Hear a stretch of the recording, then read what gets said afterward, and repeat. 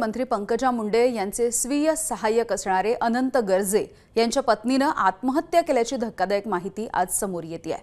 वरळीमधल्या राहत्या घरी त्यांनी गळफास घेऊन आत्महत्या केली आहे, तर कौटुंबिक वादामधून ही आत्महत्या होती आहे अशी प्राथमिक माहिती देखील आतापर्यंत समोर येते आहे।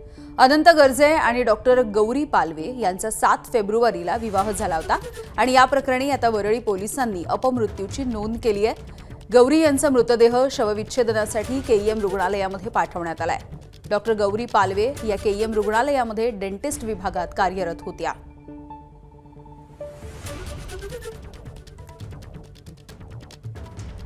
तर आत्महत्या केलेल्या डॉक्टर गौरी पालवे नेमक्या कोण होत्या आणि त्यांच्या कुटुंबियांनी नेमके काय आरोप केलेले आहेत बघूयात। अनंत गर्जे हे मंत्री पंकजा मुंडे यांचे स्वीय सहाय्यक आहेत। गौरी पालवे आणि अनंत गर्जे यांचा विवाह 7 फेब्रुवारी 2025 ला झाला। गौरी पालवे या केईएम रुग्णालयात डेंटिस्ट विभागात कार्यरत होत्या। दोघांचं गाव अहिल्यानगर जिल्ह्यातलं पाथर्डी। लग्नाच्या 9 महिन्यांच्या नंतरच गौरी यांनी गळफास घेऊन राहत्या घरी वरळीमध्ये आत्महत्या केली आहे। अनंत गर्जे यांनी गौरीचा छळ केल्याचा कुटुंबियांचा आरोप आहे। आत्महत्या नव्हे तर गौरीची हत्या झाली असाही गौरी पालवे यांच्या कुटुंबियांनी आरोप केला आहे।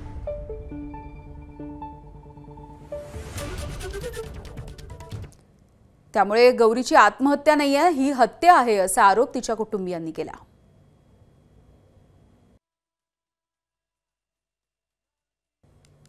ताईचा पे आनंद गर्जे यांनी फोन केला की वडिलाला बीडमध्ये की फोन केल्याच्या पुढे कट केला आणि नंतर त्याच्या आईला फोन केला, गौरीच्या आईला फोन केला की तुमच्या मुलीने आत्महत्या केली, तिची डेड बॉडी माझ्या समोर आहे। गौरीला काय त्याचे प्रकरण पण माहिती झाली, काय अफेअर वगैरे होते, तिने माफ केलं त्याला, पण ते परत चॅटिंग बिटिंग करताना त्याला पाहिलं तर ते तिला हे झालं, त्याच्यामुळे तिथून मोर वाद होत होते।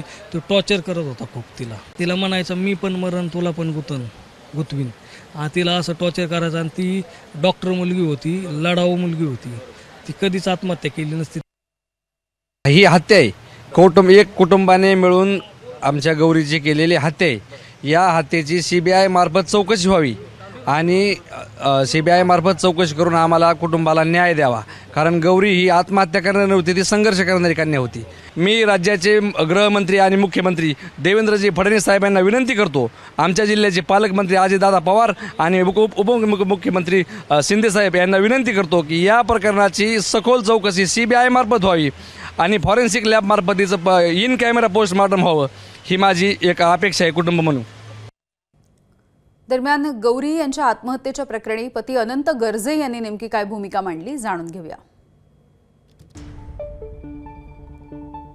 घटना घडली त्यावेळेला मी घरी नव्हतो, घरी पोहोचलो तेव्हा घराचे दरवाजे हे आतून बंद होते।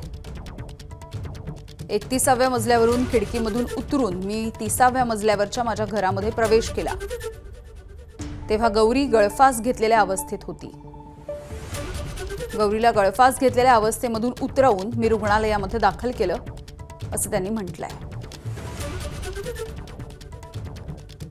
दरम्यान स्वीय सहाय्यक असणारे अनंत गर्जे आणि गौरी यांच्या लग्न सोहळ्याच्या निमित्ताने मंत्री पंकजा मुंडे यांनी सोशल मीडियावरती या दाम्पत्याला शुभेच्छा देण्यासाठी एक पोस्ट देखील लिहिली होती। तेव्हा त्यांनी नेमकं काय म्हटलं होतं या पोस्टमध्ये बघूयात।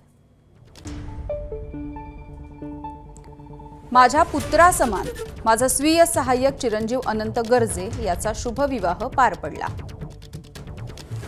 चौका डॉक्टर गौरी सारखी सुंदर आणि सुशील सहचारिणी त्याला मिळाली। बीडमध्ये दोघांच्या विवाह सोहळ्यामध्ये माझी आई आणि डॉक्टर प्रीतम ताईंनी वधूवरांना आशीर्वाद दिले।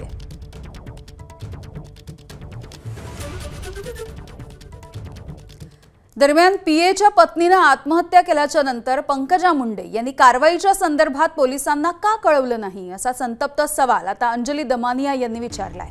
दरम्यान गौरीच्या आत्महत्येनंतर अद्याप कोणालाही अटक का झालेली नाही असाही प्रश्न त्यांनी उपस्थित केला। गौरीचा पती अनंत गर्जेचे विवाहबाह्य संबंध आहेत असा खळबळजनक आरोपही दमानिया यांनी केलाय।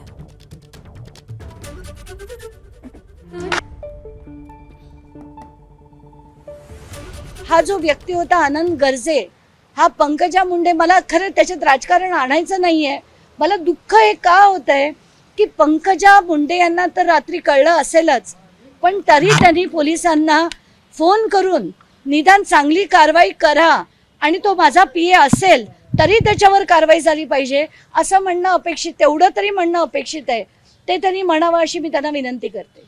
आता फेब्रुवारीपासून आतापर्यंत 9 महिन्यात ते म्हणे बऱ्याच वेळा तिला मारल्याच्या खुणा चेहऱ्यावर दिसायच्या, म्हणजे तिला मारहाणी नेहमी होत होती. हे जेव्हा कळतं तेव्हा दुःख होतं मला की काय बोलावं. आणि काल ती ड्युटीवर होती, 1 वाजेपर्यंत ती ड्युटीवर होती, त्यानंतर ती घरी गेली आणि संध्याकाळी 6:30ला जर हे कळलं असेल तर त्या 5 तासात काय झालं. तिचं असं म्हणणं होतं की ती आधी ज्या BDD चाळीत राहायची तिथून त्यांना जेव्हा नवीन मोठ्या टॉवरमध्ये जेव्हा त्यांना शिफ्ट करायचं होतं तेव्हा त्या पॅकिंगच्या वेळीस तिला काही पेपर मिळाले ज्याच्यात एक किरण इंगळे नावाची कोणी बाई होती, ती तिचा गर्भपात करण्यासाठी जेव्हा हॉस्पिटलमध्ये नेण्यात आलं होतं त्याच्यात तिच्या नवऱ्याचं नाव अनंत गर्जे लिहिलेलं होतं. आणि हे तिला पेपर मिळाल्यावर त्यांचे वाद वाढत गेले आणि त्यातनं हे सगळं झालंय असं वडील आणि आई दोघांनीही मला सांगितलं.